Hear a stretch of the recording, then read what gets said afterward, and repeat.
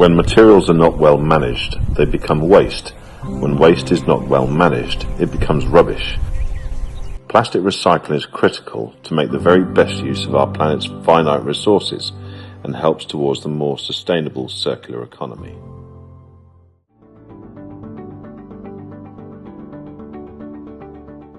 So what happens when material comes into Aylesbury Granulation? Well, it either gets delivered on an Arctic or in the back of a 40-yarder. So it'll either get forklift off by moi or it just gets tipped out the back. So there's a variety of materials that we deal with, and that's palletized buckets or trays, or it comes in as big lumps from manufacturers, which we call purgings. So there's two ways of dealing with that directly. If it's a purging, a big lump of plastic, it will go into this first machine here, which is a shredder. That's a 1.5 meter wide shaft, approximately 142 cutters, and driven by a 75 kilowatt motor. That is a Zerma, really good German make. So that will get shred through a 50mm screen, up a little conveyor belt, underneath a magnet which takes out any impurities, i.e. metal, onto this conveyor belt that I'm leaning against, through a metal detector, and then into the main machine, which is the granulator. There's 8 fly blades, cuts against 2 dead blades. That's driven by a 90 kilowatt motor, and that goes through a 12mm screen, which is kind of an industry standard. Goes through the pipework into a cyclone. The cyclone creates a vortex. The dust gets sucked out by the socks, and the product falls into a bag. So whilst we're dealing with the plastic that comes into us, and that can be anything from a wheelie bin to trays to lump, as I've already said, could be redundant packaging, we're always looking out for impurities, contamination. So that might be a bit of cardboard that's in between the trays, it could be a piece of metal, it could be absolutely anything. It could be another piece of plastic that isn't the same as what we're dealing with.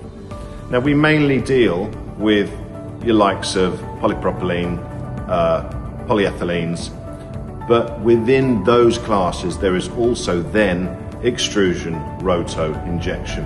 They're all down to different melt flow rates. So with that contamination, we need to make sure that we pull that out, throw it to one side, right to the customer to tell them, next time you deliver into us, make sure that you do a little bit of a better job, so we're not having to pull stuff out, throw it away, it goes to landfill, etc., etc., etc. And that's how we deal with stuff here at Aylesbury Granulation.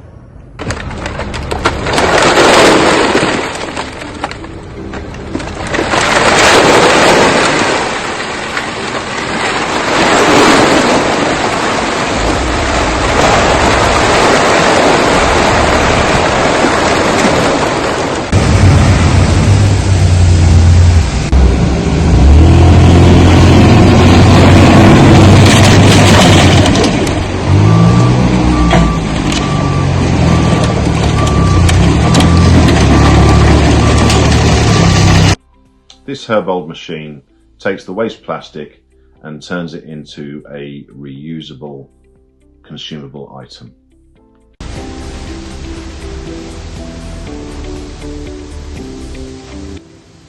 The whole of this process transforms recyclable waste into reusable material, reducing landfill. However, this still requires energy to process.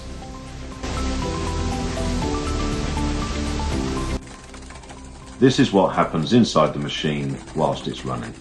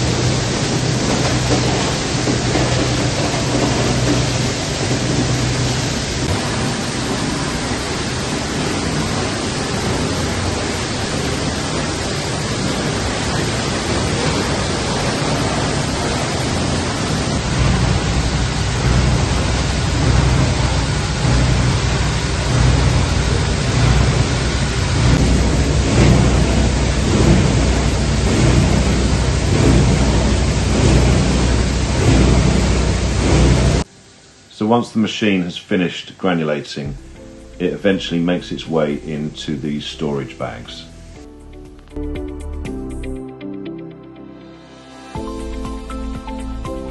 Aylesbury Granulation is part of the solution, but is not the whole answer.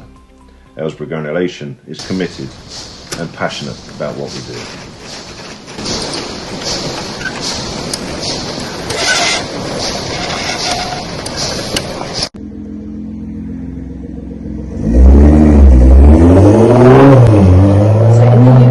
A number of recycling facilities who have different abilities for recycling plastic. At Aylesbury Granulation, we take in segregated, post-industrial, contaminant-free, rigid plastics. But other plastics can go into other recycling facilities. There are some big companies that take, for example, the waste plastic that you put into your curbside recycling facility. Those that don't end up in a recycling facility can go to a number of places. If they are put in a bin, but not a recycling bin, they will most likely go to an energy from waste plant, whereby they are burned and they create energy. Unfortunately, some plastics do end up in landfill. That's because they're not treated right, they're not part of the correct infrastructure. And then the final option for plastics is one that we don't want to happen at all, but does happen, in that they end up in the environment. You will have heard of ocean plastics, and you'll probably have heard statistics of lots of plastics ending up in the ocean, and by 2050 there being more plastics in the ocean than fish. That's actually not scientifically true, it never was. It's a myth that got debunked fairly soon after it was advertised on television.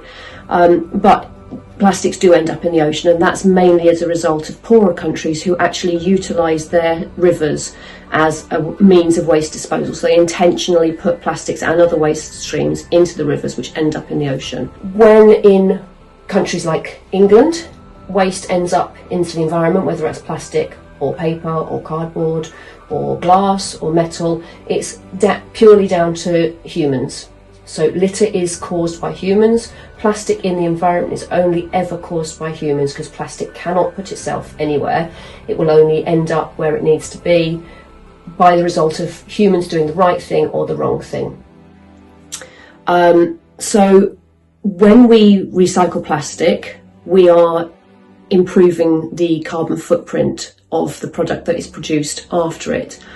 There are lots of scientific studies about plastics, virgin plastics, recycled plastics, and we utilise something called a life cycle assessment or life cycle analysis to see how the impact of that improves or doesn't.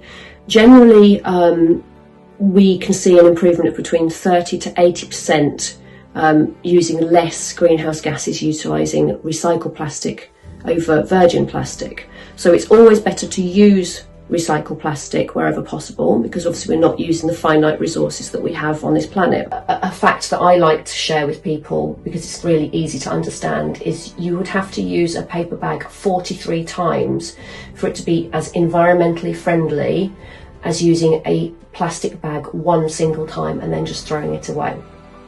So on the whole, plastics are actually very good for the environment. They are very, very green material. They have a much lower carbon footprint than any other material. At Aylesbury Granulation, we recycle plastic. The methodology is always the same, but we have two principles. So we either what we call toll granulate, or we purchase the material from the waste producer. So when we toll granulate, the material comes into us, our customer retains ownership of the material, we granulate it for them, and then it goes directly back into their own manufacturing process. So that's complete circularity and closed loop. So they're terms that are bandied about a lot in terms of recycling, but that's pure closed loop and circular economy. So that's a really, really good way of working with plastics. So the customer knows that it's exactly their material that's going back into their manufacturing, because it's exactly their material that they sent into us that they get back from us. They maintain ownership of that material throughout the supply chain. The other option is we buy waste from manufacturers, skip hire companies, brokers. It could be a whole range of types of rigid plastics, as long as it's segregated. We will granulate that, then it goes into our stock, and then periodically we sell our stock. And generally, because of the size of our company, we're quite small in the industry, that will go to a larger company who will compound that. And what that means is that they will take a variety of regrinds, which is our finished product, and make them into kind of a recipe and compound them into a pellet. A pellet is considerably easy for an injection moulding or rotor moulding company to manufacture from.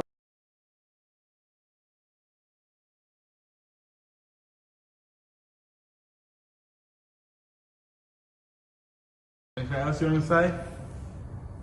I'm bloody good at what I do.